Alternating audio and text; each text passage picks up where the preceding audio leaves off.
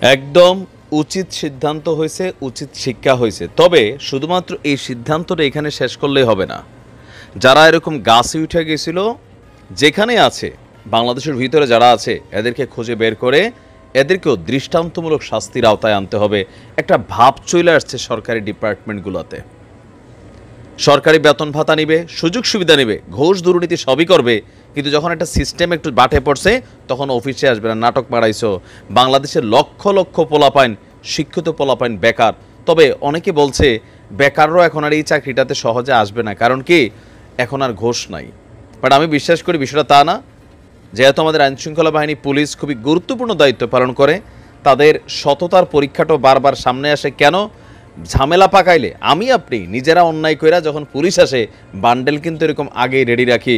তো এই সাক্ষাৎ টাকার বান্ডেলটাকে সরাইয়া একটা আসামি ধরতা, হ্যাঁ, মানে এই যে ভিতরে ইমানি শক্তি, এটা আসা কিন্তু খুবই কষ্টকর। এটা তো বাস্তব, তাই না? আমি আপনি যতই সাধুকতা কই, যদি নিজের ভাই পরিবার কোনো একটা বিপদে পড়ে বা ঝামেলা লাগায়, ওসি সাহেব আসলে আর পুলিশ দেখলে বান্ডেল রেডি করা, স্যার প্লিজ 5 লাখ 2 লাখ 50,000, ভাই বিষয়টা কেমন, তাই না? তবে যাই হোক, আমরা বিশ্বাস করি আমাদের মধ্যেও অনেক ভালো মানুষ আছে। স্বরাষ্ট্র উপদেষ্টা লেফটেন্যান্ট জেনারেল মোহাম্মদ জাহাঙ্গীর আলম চৌধুরী তিনি খুবই চাঞ্চল্যকর একটা বক্তব্য দিয়েছেন। স্পষ্ট বলে দিয়েছেন যে গত 5ই আগস্টের পর থেকে যারা এখন পর্যন্ত পুলিশে যোগদান করেনি, আপনারা জানেন যে পুলিশের মধ্যে বিক্ষোভ হয়েছে, আন্দোলন হয়েছে, কারণ পুলিশের সাথে যেটা হয়েছে সেটা নিয়ে তাদের মধ্যে ক্ষোভ ছিল। কিন্তু ফাইনালি দেখা গেছে এই ক্ষোভের মূল কারণ কি?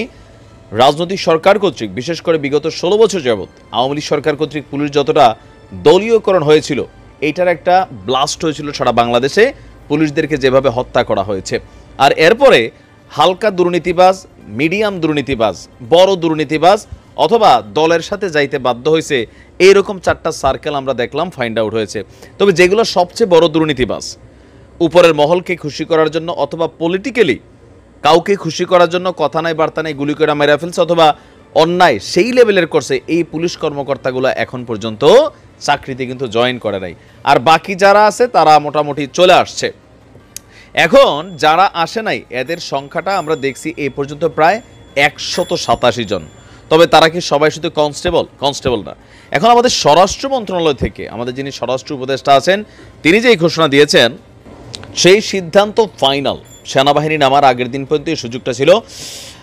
গতকালকে আনসারদের গাজীপুরে আনসার এবং ভিডিপি একাডেমিতে তিনি সেখানে গিয়েছিলেন। সেখানে তিনি বলেছেন যে এখন পর্যন্ত যে সকল পুলিশরা তাদের কর্মস্থলে যোগদান করেনি তাদেরকে আর যোগদান করতে দেওয়া হবে না, এবং তাদের বিরুদ্ধে পুলিশের যে শৃঙ্খলা, সেই শৃঙ্খলা ভঙ্গের অপরাধে ব্যবস্থা গ্রহণ করা হবে। শুধু তাই নয়, যারা এই সকল পুলিশদের মধ্যে অপকর্মের সাথে জড়িত ছিল তাদেরকে আপনার আইনের আওতায় আনা হবে এবং কি কোনো কিছুতে তাদেরকে মাফ করা হবে না। তবে প্রশ্ন হচ্ছে তাদের মধ্যে কত পার্সেন্ট বাংলাদেশে আছে।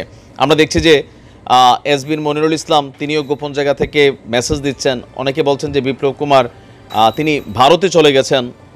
আরও অনেকে আছেন যারা আত্মগোপনে চলে গেছেন। তবে এখন আস্তে আস্তে গর্ত থেকে বের হবে, কারণ কি ভাগার তো আর লাইন নাই, সীমান্ত কঠিন সিল হয়ে গেছে। আপনারা জানেন যে এই মুহূর্তে ভারত বাংলাদেশ সীমান্ত, তারপরও কেমনে কেমনে যেন 2-1 পিস আউট হয়ে যায়, বাট বাকিরা কিন্তু সহজে যেতে পারছে না। আর বাকি যারা আছেন পুলিশের মধ্যে 11টা দাবি দিয়েছিলেন। আমিও মনে করি যে আমাদের পুলিশ ভাইদের সে 11 দাবির মধ্যে যৌক্তিক ম্যাক্সিমাম দাবি, সেগুলোকে যেন সরকার গ্রহণ করে তাদের চাকরিটাকে একটু কমফোর্ট করে। তবে কোনো পুলিশ যদি ইন ফিউচার, ধরেন আমি একটা হুন্ডা চালাইতেছি, আমার মাথায় হেলমেট নেই, একটা পুলিশ ধরছে, 500 টাকা দিয়ে আমি গেলাম গা, এইটা আসলে খুবই মেজর কোনো, মানে একটা মানুষের জীবন হুমকিতে পড়ছে এমন কোনো অপরাধ না। কিন্তু অদূর ভবিষ্যতেও আমাদের আইন শৃঙ্খলা বাহিনী কর্তৃক একজন মানুষের ধৈর্য তার পকেটে ইয়াবা দিয়ে দেওয়া, এরকম অনেক ঘটনা ঘটছে গেল কয়েক বছর যাবৎ। ডাইরেক্ট ছিনতাইকারী হিসাবে পুলিশ ভূমিকা পালন করছে, চাঁদাবাজি হিসাবে ভূমিকা পালন করছে, কিডন্যাপার হিসেবে ভূমিকা পালন করছে, বিদেশ থেকে প্রবাসী আসছে, মাঝখানে গাড়ি আটকে স্বর্ণের বার নিয়ে গেছে, এরকম ন্যাক্কারজনক ঘটনা কিন্তু পুলিশ করছে। তবে সেই পুলিশগুলো সম্ভবত এখন ভাগরা। বাট ইন ফিউচার এমন কোনো ঘটনা করে যে একটা মানুষের জীবন নষ্ট হয়ে যায়, যেমন ওই যে ইয়াবা টাইপের কোনো ঘটনা ধৈর্য নিয়ে একটা মার্ডার মামলার মধ্যে দিয়ে দেওয়া, এই যে মামলা বাণিজ্য নানান ধরনের অপকর্ম কিন্তু করছে আমাদের পুলিশরা। তবে আগামী দিনগুলোতে যেন এগুলো না হয়, আর যদি হয় সেগুলোর ব্যাপারে কঠোর পানিশমেন্ট, পাশাপাশি তাদের যে বেতন ভাতা এটার একটু বাড়াইতে হবে। কারণ ভাই আমার পেটে খিদে থাকলে ইমান আমল থাকবে না, তাই না? এটা হচ্ছে বাস্তবতা।